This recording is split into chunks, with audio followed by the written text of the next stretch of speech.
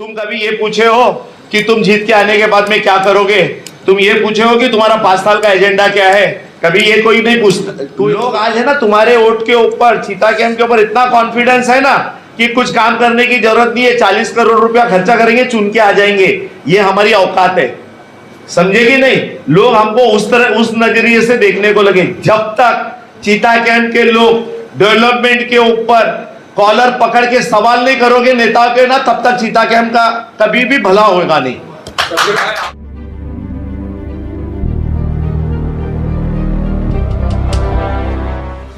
खुशामदीद नाजरीन, इस वक्त मैं मौजूद हूँ चीता कैंप स्थित इलाके में और यहाँ पर आज ट्रॉम्बे रेसिडेंट्स एसोसिएशन की जानिब से एक प्रेस कॉन्फ्रेंस मुनक्किद की गई है।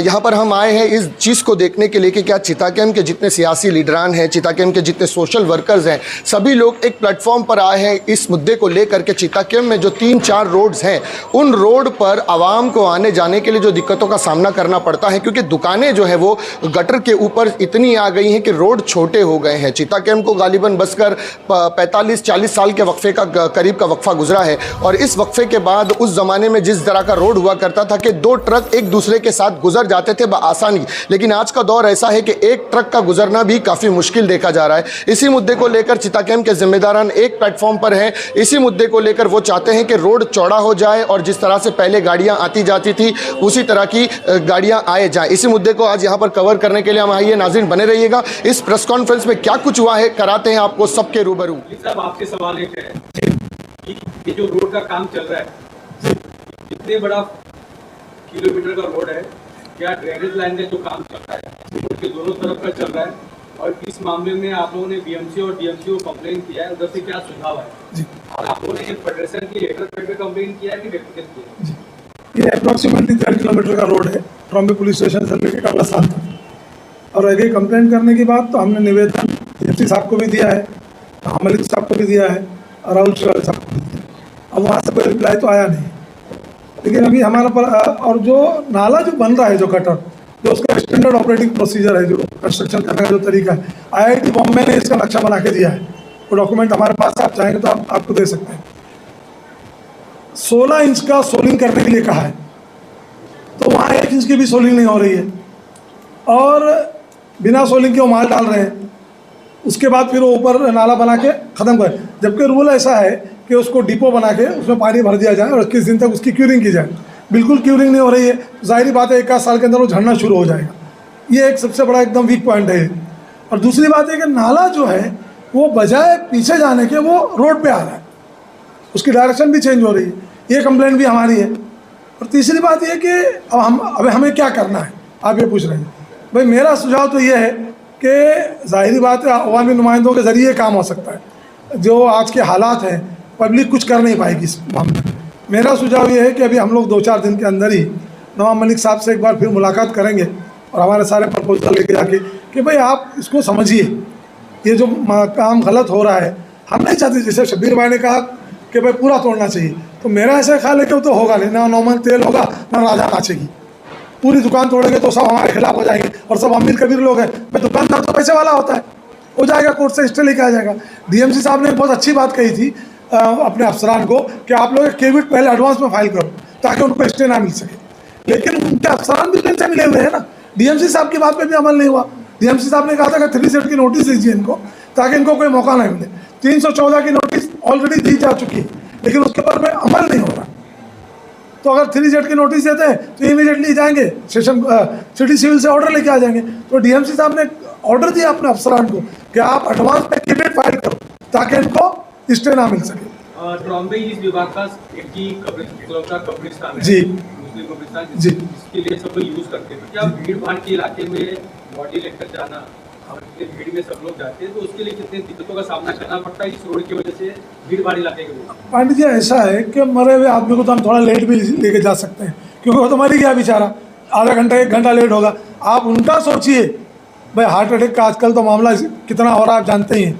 अगर खुदा ना खास्ता किसी को हार्ट अटैक आ गया या किसी को कोई जख्म आ गया, कोई गिर गया, कुछ हो गया, तो उसको पुलिस स्टेशन तक जाने के लिए कम से कम आधा घंटा लगेगा।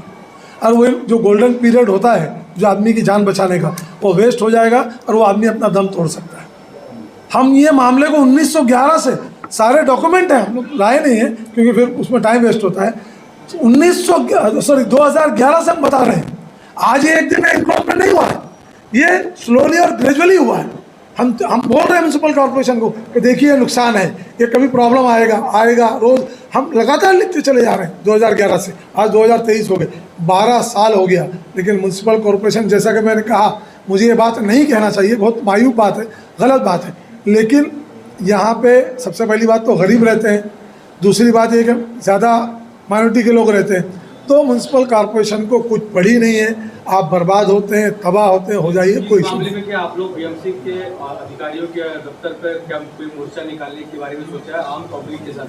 अभी तक तो पंडित जी ऐसा है कि हम लोग ये कोशिश कर रहे हैं कि सारे मामला कुछ ससलूबी से हल हो जाए, कानूनी तरीके से हम लेटर दे रहे हैं उनको, निवेदन दे रहे हैं, क्या करते हैं देखेंगे। अगर वो नहीं करते हैं तो मोर्चा भी लेने की तैयारी है हमारी, और कोर्ट में भी जाने की हमारी तैयारी है। जाहिर बात है कि भाई मोर्चा तो हम यहीं लेंगे, वहाँ जाके कुछ फ़ायदा नहीं है। यहाँ मोर्चा लेंगे, लोगों को पता तो चले, जो गलतफहमी पैदा की जा रही है हम हमारे ग्रुप के खिलाफ कि भाई ये लोग किसी का घर तोड़वाना चाहते हैं, किसी की दुकान तोड़वाना चाहते हैं, तो ये बात एकदम क्लियर कर देता हूँ मैं आपके माध्यम से कि हम किसी की दुकान और घर नहीं तोड़वाना चाहते। हम चाहते हैं कि हमारा रोड जो 1976 में था उससे आप चौड़ा मत कीजिए, वही हमको दे दीजिए, कोई इशू नहीं है। जैसा कि आप लोग अभी कह रहे हैं कि 1974 में रोड 76 में रोड काफी बड़े थे, हाँ। तो ये दुकानें आज की तो बनी हुई नहीं है कि आज बन गई और आप उसका विरोध कर रहे हैं। ये दुकानें धीरे धीरे से बढ़ती हुई आई, उस वक्त चितागेन के जिम्मेदारों ने इस पर आवाज क्यों नहीं उठाई? यही अभी मैंने कहा, शायद आप उस पर देख रहे थे अपने रिकॉर्डिंग में, 2011 से कंटिन्यू नक्शे के साथ उनको लेटर दिया जा रहा है, वार्ड ऑफिसर को, डीएमसी साहब को, एमसी साहब को, लेकिन जैसा कि मैंने कहा किसी के कान पे जू नहीं रेंगती। हमारे जो चुने हुए नुमाइंदे, ये काम कॉर्पोरेटर का होता है भाई, टू बी वेरी फ्रैंक, किसी को बुरा भला बोल के कुछ फ़ायदा नहीं। उन लोगों ने भी ध्यान नहीं दिया इसका, अगर उसका ध्यान दिए होते तो इनक्रोचमेंट रुक जाता। अभी ये जो मामा की मेडिकल स्टोर बना है, इसको वार्ड ऑफिसर उबाले साहब ने पर्सनली आके देखा और उन्होंने कहा तो ये तो एकदम अंधेर नगरी चाल रही थी था कि ये तो रोड पे दुकान बना दिया मेडिकल स्टोर। उन्होंने अपने अफसरान को कहा कि ये मेरे को क्लियर चाहिए। ये 1 साल हो गया विजिट करके, आज तक उसका बाल भी वाका नहीं। उसके सामने जो दुकानें हैं राशन की, वो पहले अंदर थी, उन्होंने क्या किया, जब इनका कुछ नहीं हो रहा तो वो भी बाहर आ गए, उन्होंने भी नाले पे कब्जा कर लिया। तो खरबूजे को देख के खरबूजा रंग बदल रहा है। और रहेगी बात आपकी कि आज हमने पहले क्यों नहीं कहा, तो मैं वापस रिपीट करता हूँ कि हम 2011 से हम तमाम लोग इस काम को लगे हुए हैं कि भाई ये रोड को क्लियर किया जाए। लेकिन जाहिर बात है कि हमारे पास कोई मशीनरी है, ना ही हमको MP MLA हैं, हम सिर्फ लेटर ही लिख सकते हैं ना। सर और एक सवाल आपसे है जी, आप लोग पब्लिक के लिए इस रोड के लिए लड़ रहे हैं, जी, पूर्व नगर सेवक लापता है, गायब है, इस मामले में क्या करना है? क्या उनका सपोर्ट नहीं है पब्लिक को काम करने में? ऐसा है कि अभी वो नगर सेवक तो रहे नहीं, है ना, तो उनको ऐसा लगता है कि मेरी जिम्मेदारी कुछ है ही नहीं, तो अभी किसी के पीठ पीछे बुराई करना अच्छी बात नहीं है। लेकिन ये है कि वो कुछ कर नहीं पाए बेचारे, 2 साल तो उनका कोविड में चले गया और कुछ बातें वो समझना नहीं चाहते थे, उनको समझाने की कोशिश भी की, वो नहीं समझ पाए, उसकी वजह से बड़ा खराबा हुआ। तभी भाई कुछ दिन पहले आप लोगों का DMC कार्यालय पर चेंबूर में मीटिंग था, वहाँ पे क्या फैसला हुआ इस रोड और ड्रेनेज लाइन के बारे में? उसके अंदर ये फैसला हुआ सबसे पहले कि जो अलॉटमेंट है, कॉलोनी ऑफिसर ने ये कंफर्म किया कि 10/15 का ही अलॉटमेंट दिया गया था। तो उसके बाद में ये फाइनल हुआ कि जितना भी एनक्रोचमेंट हुआ है उसको कोई भी नोटिस जो उनका ये है वो निकाल के उसके ऊपर से बराबर से प्रोविज़न करो, पाइपलाइन का प्रोविज़न करो, सारा चीज़ का ये करके ही आगे सारे चीज़ों का रिमार्क लेके आगे का काम करो। जब तक आपका कोई ये होता नहीं है तब तक आप इसको मतलब यूसेबल करो, मतलब आने जाने के हिसाब से अच्छे से डामर का बना के लोगों को तकलीफ नहीं होना चाहिए, ऐसा उन्होंने लिखित में हमको दिया है। मगर उसके ऊपर क्या अमलबजावनी हो रही है?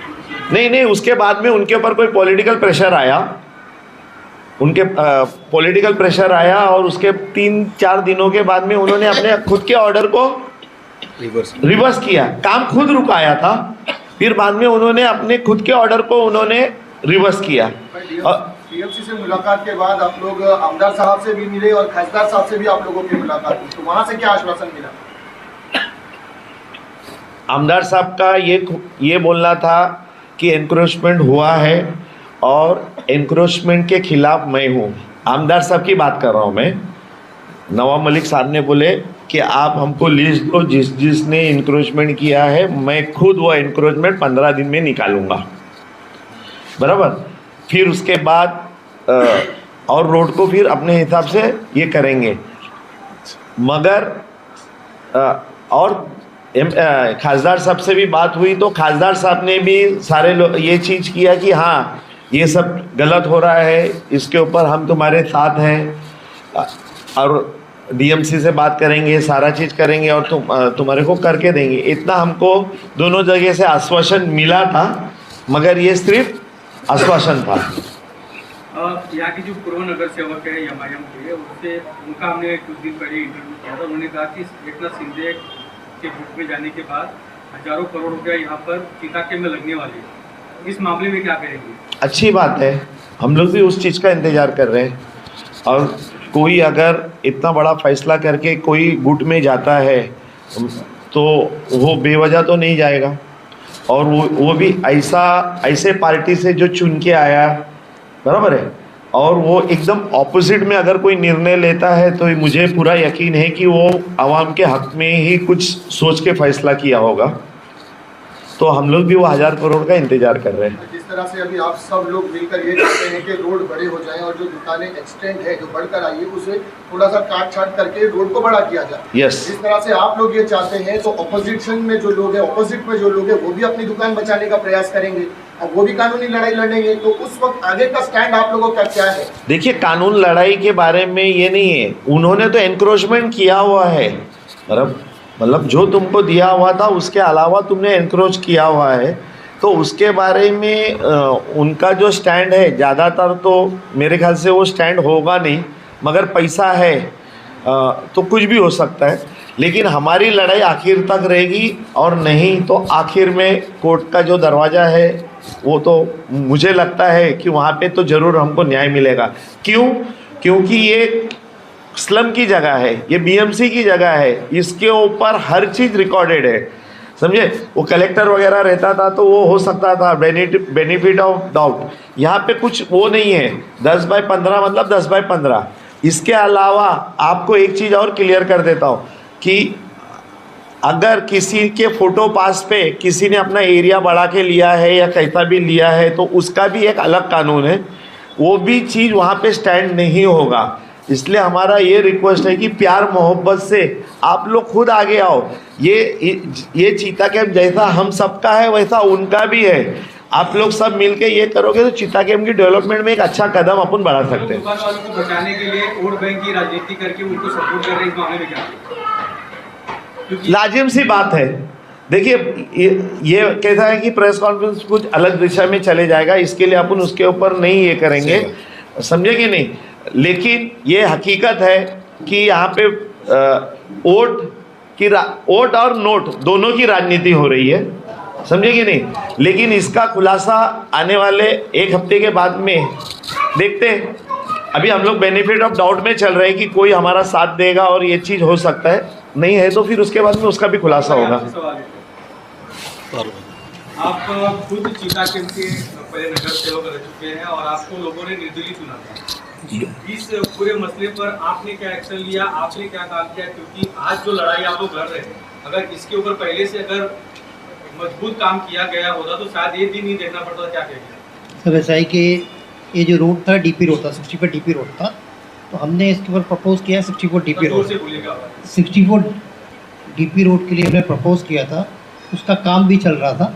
लेकिन ये रोड यहाँ से लेके जाके वीएनपुरा मार्ग में मिलता है, वहाँ पे कुछ ज़मीन है सॉल्ट की जिसे एक्विजिशन करना था।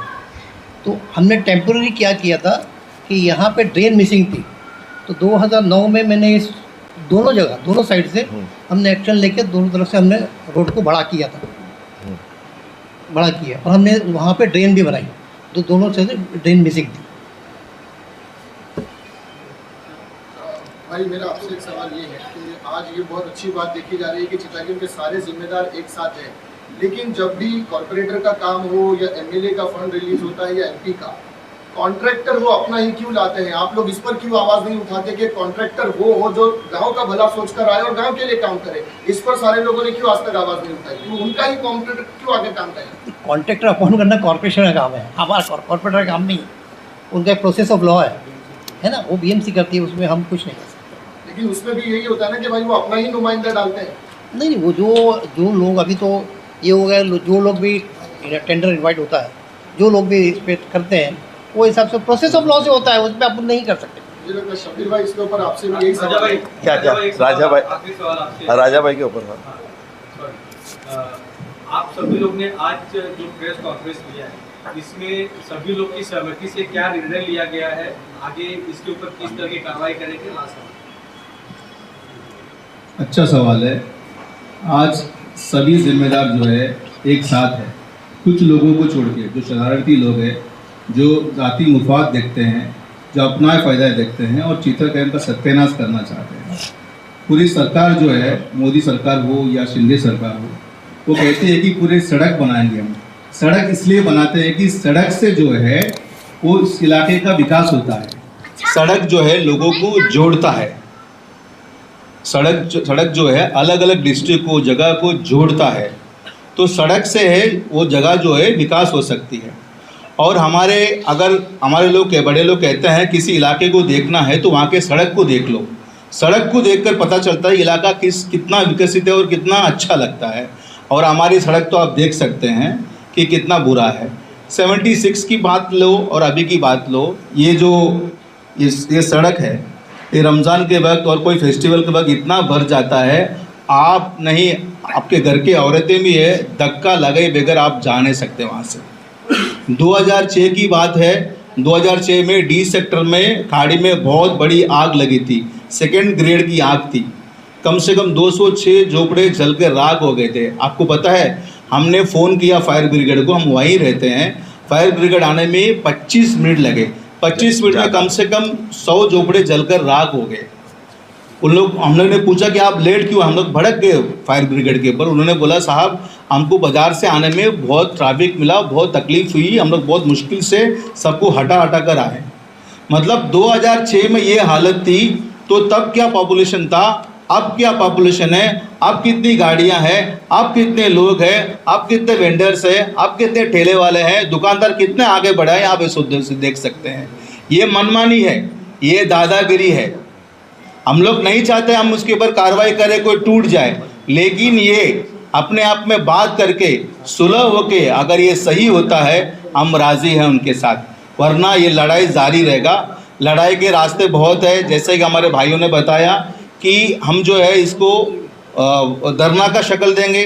धरना यहाँ भी होगा, धरना बीएमसी में भी होगा, और इसके बाद कोर्ट तो खुला है, कोर्ट में हम पूरे दस्तावेज पूरे बेस के साथ हम जाएंगे, इंशाल्लाह अपनी बात रखेंगे। राजा भाई, डीएमसी से आप लोगों ने जब मुलाकात की थी, उसके बाद आपने आमदार और खासदार से मुलाकात की, तो क्यों ऐसा नहीं हो सकता कि आमदार, खासदार, कॉर्पोरेटर और जो ट्रॉम्बे रेसिडेंट्स के जिम्मेदार है वो एक बार वापस डीएमसी से मुलाकात करें, तो सामने सामने पता चले कि भाई आमदार, खासदार और कॉर्पोरेटर क्या चाहते हैं? माजी कॉर्पोरेटर क्या चाहते हैं आपने फोटो देखकर पता चल गया होगा आपको, उसके बारे में बोलने की ज़रूरत नहीं है, मैं उसके बारे में बोलूँगा भी नहीं। तो लेकिन राजा भाई, पहली मीटिंग जो ट्रॉम्बे रेसिडेंट्स की हुई थी उसमें वो शामिल थे, तो मैंने जिद करके बुलाया और था, लेटर में भी उनका नाम था। मैंने जिद करके बुलाया कि तू नगर सेवक था, तेरे टाइम का प्रपोजल है, तू आके इधर आके बात कर, लोगों को गलतफहमी ना होना चाहिए, तेरे बारे में गलत बातें चल रही है। तो और झगड़ा भी इसी बात का हो गया था, मैं उसको डिफेंड कर रहा था, लेकिन मैं गलत डिफेंड कर रहा था, मुझे गलती एहसास हो गई। तो इंशाल्लाह उसके बारे में बात नहीं करना चाहता हूँ मैं, ज़्यादा हो गया, मुझे बात ही नहीं करना है, क्योंकि वो इस चीज़ का मुद्दा ही नहीं है, वो है ही नहीं। हमारी लड़ाई बीएमसी से है, हमारी लड़ाई उन नेताओं से है जो चंद दुकानदारों को सपोर्ट करके लाखों लोगों को परेशान करना चाहते हैं। उसमें भी कुछ दुकानदार हैं अपनी दुकान बचाने के लिए, भाड़ा खाने के लिए लोगों को भड़का रहे हैं। हमारी लड़ाई उनसे है, हमारी लड़ाई वो दुकानदार से नहीं तो आप खुद दुकान तोड़कर देने को तैयार है, हमारी लड़ाई उनसे बिल्कुल नहीं है। दुकानदार की दुकान टूट रही है, उनका नुकसान हो रहा है, तो वो जिम्मेदारान के पास जाएंगे जिनको उन्होंने वोट दिया, जितने लोग यहाँ पर बैठे हुए हम लोगों ने भी वोट दिया, अपने वोट का अधिकार का इस्तेमाल किया, तो हम लोग उनके साथ जब मीटिंग में शामिल रहेंगे तो उनके पॉइंट पता चलेंगे कि उनकी क्या सोच है, वो क्या चाह रहे हैं। पॉइंट की पता करने की जरूरत ही नहीं है। क्या आपकी एक्सटेंडेड दुकान लीगल है? आपकी एक्सटेंडेड दुकान लीगल है क्या? क्या आपने जगह खरीद कर उधर बनाया क्या? ये आपकी क्या खुद की जगह है? ये बीएमसी की जगह है? 10x15 की जगह या 10x10 खलास। उसके आगे आपने जितने भी एक्सटेंड किया, 1 इंच भी एक्सटेंड किया, वो इलीगल है, गैर कानूनी है, इसको तोड़ना ही सही होगा। देखिए, हम लोग कोई इतने बड़े नहीं है कि जिसके ऊपर हाथ रखेंगे वो चुन के आएंगे। नहीं, अक्सर देखा वही आदमी चुन के आता है जिसको अल्लाह नवाजता है, समझे कि नहीं। और उसके बाद में सिर्फ मुझे, क्योंकि मैं खुद भी एक उम्मीदवार हमेशा रहा, इसके लिए बोलने में हिचकिचाहट भी नहीं है कि सिर्फ एक फारूक भाई का दौर और सुंदर कुमार राणे का दौर, सुंदर कुमार राणे का दौर जो 85 वाला दौर था, उसके बाद में फारूक भाई का दौर, उसके बाद में कोई भी नगर सेवक का दौर के बारे में बात सोचेंगी भी ना तो अफसोस से ज़्यादा गुस्सा आता है। तो उसके बारे में छोड़ दो, हम लोग को इससे उम्मीद नहीं रखना चाहिए। आप जैसा बोलते हो ना कि एमएलए का कुछ नहीं है, नगर सेवक यहाँ थे, एमएलए का भी बहुत कुछ है।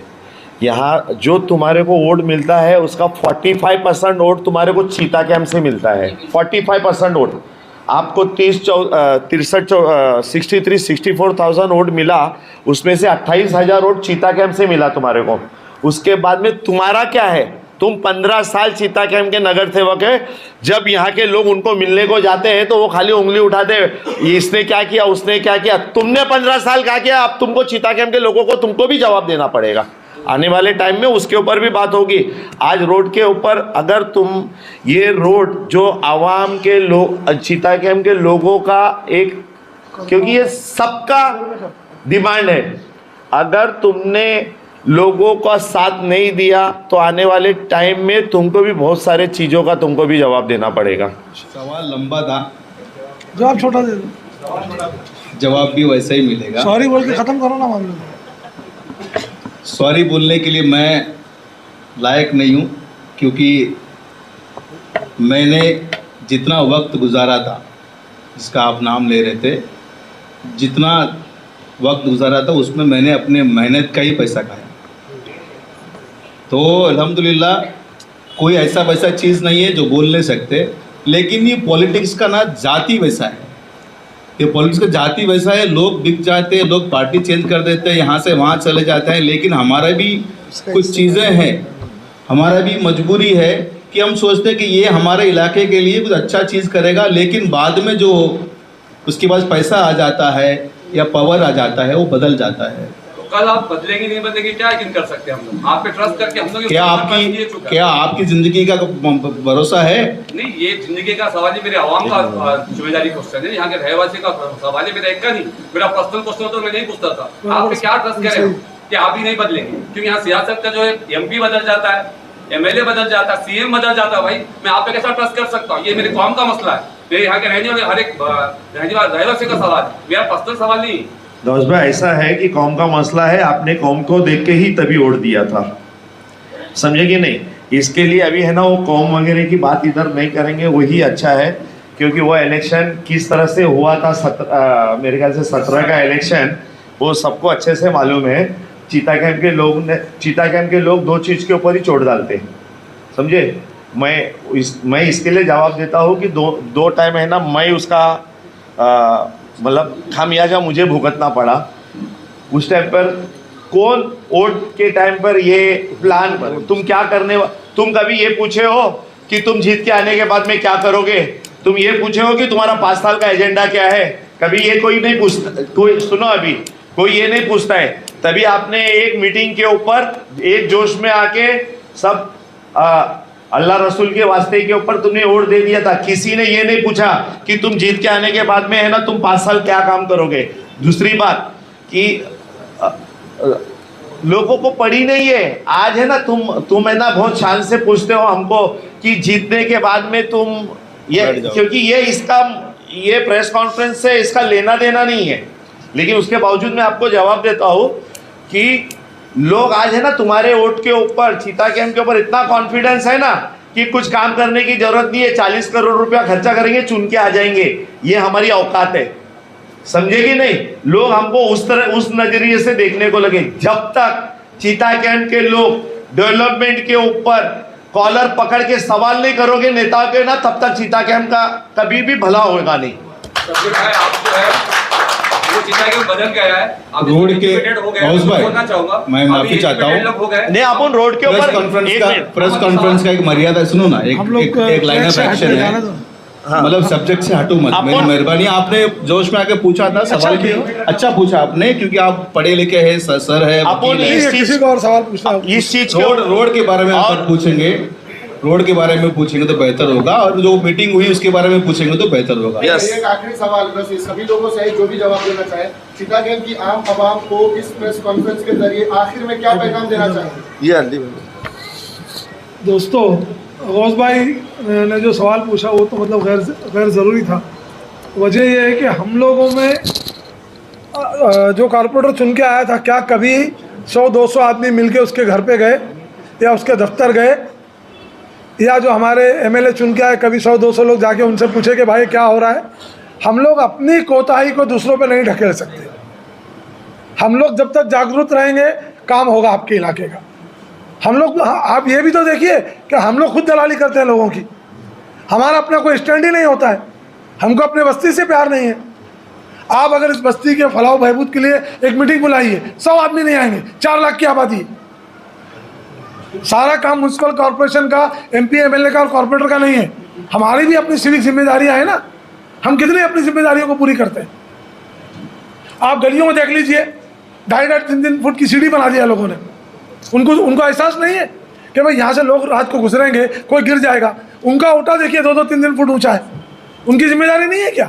सब काम कॉर्पोरेटर, एमएलए और एमपी नहीं कर सकता, कुछ जिम्मेदारी हमारी भी है। और रह गई कॉर्पोरेटर, एमएलए और एमपी की, तो हम लोगों में इतनी इस्तेताअत हम लोग पैदा कर लें कि वो खुद आके आपको पूछें कि भाई आपकी क्या ज़रूरियात हैं, आपके क्या मसाइल हैं। उनको ये पता है कि हम लोगों की कोई औकात नहीं है, इसलिए वो लोग अपनी मनमानी करते हैं मेरे भाई, वरना और कोई मसला नहीं है। रह गई बात ये, आपने क्या पूछा था?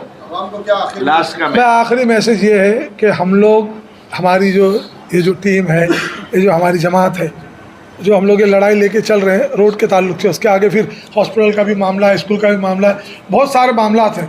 अवाम तक सिर्फ एक बात पहुंचाना चाहते हैं कि हम लोग किसी का घर, किसी की दुकान, किसी का मकान तोड़वाने के लिए हम लोगों ने मतलब ये टीम नहीं बनाई है। हमारा मकसद इस बस्ती की फलाह बहबूद है। हाँ, उसमें अगर 2-4 लोगों का नुकसान होता है 4 लाख लोगों के फ़ायदे के लिए, तो हम लोग वो नुकसान उनको होना, हमारा ऐसा ख्याल है कि उनको नुकसान होना चाहिए। 4 लाख को फ़ायदा पहुंचेगा, अगर 4-6 लोगों को नुकसान होता है होने दीजिए ना, क्या इशू है? अगर मेरे घर से रोड बनने में प्रॉब्लम है, आइए और मैं अपने हाथ से अपना घर तोड़ने को तैयार। लेकिन मेरे घर से अगर किसी को नुकसान है तो ज़बरदस्ती नहीं आ जाना कल उठ के भाई तोड़ा, आप बोले थे। लेकिन आप लोगों को सबको मालूम है कि किसके वजह से ये रोड पे बोटलनेक बन रहा है, किसके वजह से लोगों की आमदोरफ्त में, गाड़ी की आमदोरफ्त में, लोगों के चलने फिरने में वहाँ परेशानी आ रही है, ये आप सबको मालूम है। तो हम लोग वो लड़ाई लड़ रहे हैं और लड़ेंगे, और ये मामला इंशाअल्लाह उल अज़ीज़ तमाम लोगों की मदद से, एमपी साहब की मदद से, एमएलए साहब की मदद से, और हमारे अपने जो ज़िम्मेदार बैठे हुए हैं, हम लोग खुद अपनी कोशिशों से इंशाअल्लाह इस मामले को हल करेंगे। तो देखा नाजरीन आपने, यहाँ पर बहुत सारे ज़िम्मेदारान थे। शब्बीर भाई थे, अली भाई थे, फ़ारूक भाई थे, रफ़ीक भाई और फ़िरोज़ बस्ती साहब, बब्बू भाई थे, राजा भाई थे। इन सभी लोगों ने इस प्रेस कॉन्फ्रेंस को किया था। सभी ने अपने अपने तासुरात बयान किए रोड के मसले को लेकर, क्या वो चाहते हैं, वो सारी चीज़ें आप लोगों ने देखी। सभी लोगों ने प्रेस कॉन्फ्रेंस में अपने बयानात, अपने रुझान और अपने सुझाव को लोगों के सामने रखा, और आवाम से गुजारिश की है, चिता कैंप की आवाम से ये गुजारिश की है कि वो लोग उनका साथ दें, ताकि रोड को जिस तरह से चौड़ा वो करना चाहते हैं, 7-10-15 फुट को और गालिबन बड़ा करना चाहते हैं, इस मुहिम में कुछ लोग जो है वो इनके खिलाफ है और कुछ लोग इनके समर्थन में है। तो नाजरीन, इसी तरह की खबरों के लिए हमारे चैनल को सब्सक्राइब कीजिएगा। मैं सिराज शेख, हिंदुस्तान डेली से फिर मिलूंगा किसी अगली खबर के साथ। तब तक के लिए जय हिंद।